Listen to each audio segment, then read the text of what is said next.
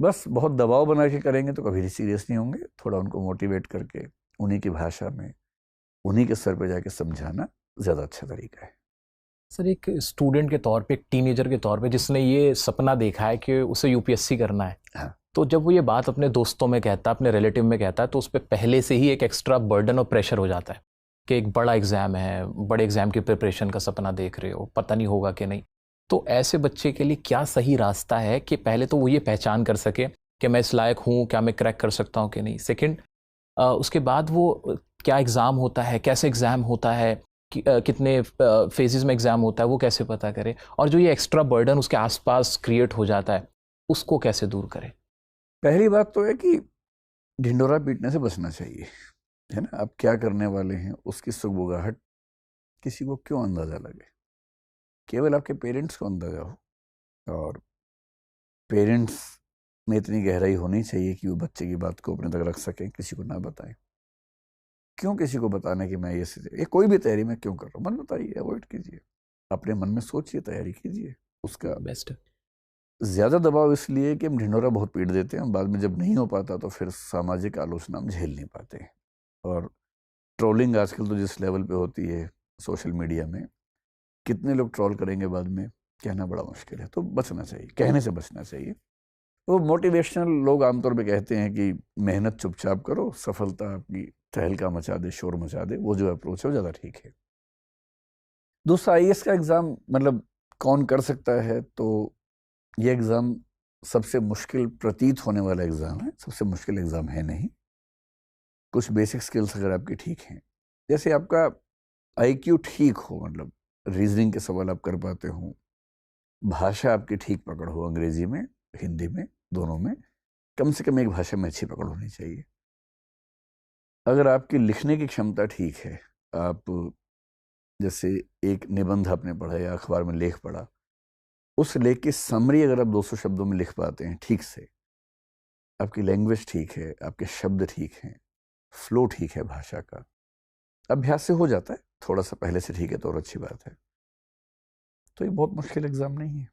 Sir, मैंने देखा है कि जो आईएएस या फिर यूपीएससी एग्ज़ाम क्रैक कर रहे होते हैं उनमें ज़्यादातर ऑलरेडी प्रोफेशनल्स होते हैं, बहुत सारे डॉक्टर्स, इंजीनियर्स। सो क्या ये एक तरीका हो सकता है कि पहले आप कोई प्रोफेशन अपना कंप्लीट कर लो, एक अपना करियर के लिए एक सेफर साइड रख लो, और उसके बाद अटेम्प्ट करो। हाँ, ये भी ठीक है। मेरे ख्याल से जब आप ग्रेजुएशन की तैयारी कर रहे होते हैं या ग्रेजुएशन में होते हैं, मान लीजिए कोई एमबीबीएस में है या बीटेक में है या बीबीए है, कोई भी ऐसा कोर्स है, कितना भी मुश्किल कोर्स हो, चाहे एमबीबीएस ही क्यों ना हो, मैं जिन बच्चों से बात करता हूँ जो एमबीबीएस कर चुके हैं, अक्सर मैंने देखा है कि वो दिन में 1 से 2 घंटे निकाल सकते हैं उसके साथ में। तो आप कोई डिग्री करते हुए साथ में 1-2 घंटे रोज़ भी अगर पढ़ते रहें उसके लिए, तो ग्रेजुएशन खत्म होते होते आप उस स्थिति में होते हैं कि 6 महीने और पढ़ के आप एग्ज़ाम दे सकते हैं। और नहीं तो फिर ये कि ग्रेजुएशन करने के बाद 1 साल ठीक से लगाइए, 1-1.5 साल लगाइए, उसके बाद एग्ज़ाम दीजिए। तो जैसे बाकी एग्ज़ाम्स मुश्किल हैं, वैसे ये भी मतलब ऐसा कोई अलग से मुश्किल नहीं है। आप केवल नंबर्स पे ना जाएं कि 12 लाख लोगों में से 200 का होता है, सब बेकार की बातें हैं। आपको बड़ा आश्चर्य होगा कि 12 लाख लोग फॉर्म भरते हैं आईएएस का, उनमें से 7 लाख लोग प्रीलिम्स एग्ज़ाम देने जाते ही नहीं हैं। सीरियसली? जी, प्रीलिम्स का एग्ज़ाम देने वालों की संख्या 5 लाख होती है, फॉर्म भरने वाले 12 लाख होते हैं। और तो नंबर्स बढ़ जाते हैं। दुनिया 12 लाख 12 लाख 12 बोल लाख के के। परेशान रहती है, 5 ही लाख लोग होते हैं।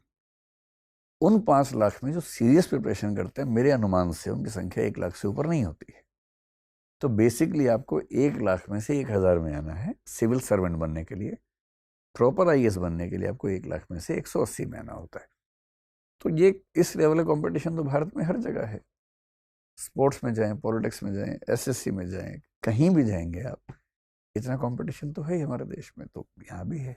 Sir, as an English teacher, English का क्या रोल होता है यूपीएससी के अंदर, सिविल सर्विसेज में? देखिए, यूपीएससी में इंग्लिश का जो रोल है, मेंस में क्वालिफाइंग पेपर है इंग्लिश का, जो सबको क्वालिफाई करना होता है। बहुत मुश्किल नहीं होता है। अगर किसी की बहुत बेसिक लेवल पे इंग्लिश ठीक ठाक है तो पास कर लेता है उसको। उसमें एक ऐसे लिखना होता है, प्रेसी राइटिंग होता है, और कुछ ग्रामर के क्वेश्चंस आते हैं। बाकी प्रीलिम्स में जो सी सेट है उसमें कॉम्प्रीहेंशन का एक हिस्सा है जो दोनों भाषाओं में होता है। लेकिन कभी कभी थोड़ा सा अंग्रेजी में देख लेने से कुछ शब्द ठीक से समझ में आते हैं। तो कंपलसरी पार्ट तो केवल इतना है कि मेंस में एक क्वालिफाइंग पेपर है जो पास करना होता है, उसके अलावा कोई अनिवार्य भूमिका नहीं है। लेकिन जैसे इंटरव्यू में अगर आप अंग्रेजी समझते हैं, कम से कम सवाल समझ लें, 2-4 वाक्य बोल भी दें अंग्रेजी में, तो उसका असर काफ़ी अच्छा होता है। और ज्ञान के मामले में अंग्रेजी आना तो बेहतर है ही, क्योंकि हिंदी में हम कितनी भी कोशिश कर लें उतना अच्छा कंटेंट हमेशा नहीं मिल पाता है। तो अंग्रेजी आए तो बेनिफिट्स हैं, लेकिन अनिवार्यता की जहाँ तक बात है वो केवल एक क्वालिफाइंग पेपर वाली अनिवार्यता है। सर कोई स्टूडेंट है, अभी मान लीजिए 10th क्लास में है, वो आगे सपना देख रहा है कि वो यूपीएससी करेगा, उसने डिसाइड किया हुआ है, तो वो अपने किन फील्ड्स को, किन सब्जेक्ट्स को अपना स्ट्रॉन्ग बनाए ताकि वो आगे क्वालिफाई करने के उसके चांसेस बढ़ जाएं? देखिए, जो मेंस का एग्ज़ाम है उसमें एक ऑप्शनल सब्जेक्ट लेना होता है, वो तो बाद में डिसाइड कर लेगा बच्चा, अभी नहीं करना चाहिए। अभी उसको जो जनरल स्टडीज़ हैं, हिस्ट्री है, ज्योग्राफी है, साइंस है, सिविक्स जिसको आप बोलते होंगे, उसको पॉलिटी बोलते हैं यहाँ पर, इन सबको ध्यान से देखते रहना चाहिए। और क्योंकि सीसेट के पेपर में, प्रीलिम्स में एक क्वालिफाइंग पेपर होता है, इसमें मैथ, रीजनिंग, कॉम्प्रीहेंशन आता है, तो बेहतर है कि वो अखबार का रोज़ एक लेख पढ़ने का अभ्यास कर ले, तो कॉम्प्रीहेंशन उससे हो जाता है। बस जो अच्छे शब्द हैं उनको नोट करते रहें, एक लेख रोज़ पढ़ते रहें, लिखने का अभ्यास थोड़ा सा करते रहें। और पढ़ाई करने की बात है तो history, polity, economy, science, geography, ये चीज़ें पढ़ लें। हालांकि नहीं भी पढ़ पाएंगे तो ग्रेजुएशन के बाद 1 साल में सब हो जाएगा, पर पहले से पढ़ते रहेंगे तो आसान रहेगा थोड़ा सा।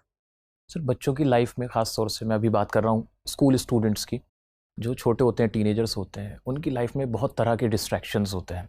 अपोजिट जेंडर की तरफ भी डिस्ट्रैक्शन होता है।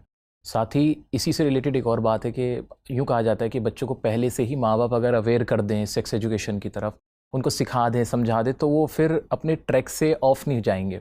जी, इसके बारे में आपकी क्या राय, कैसे उन डिस्ट्रैक्शन से दूर रहा जाए? और फिर एट द सेम टाइम मैंने आपको भी सुना है कहते हुए कि प्यार करना अच्छी बात है, और बच्चों कई लोग बोलते हैं, तो प्यार की सही उम्र क्या है? देखिए, पहली बात तो डिस्ट्रैक्शन से दुनिया में किसी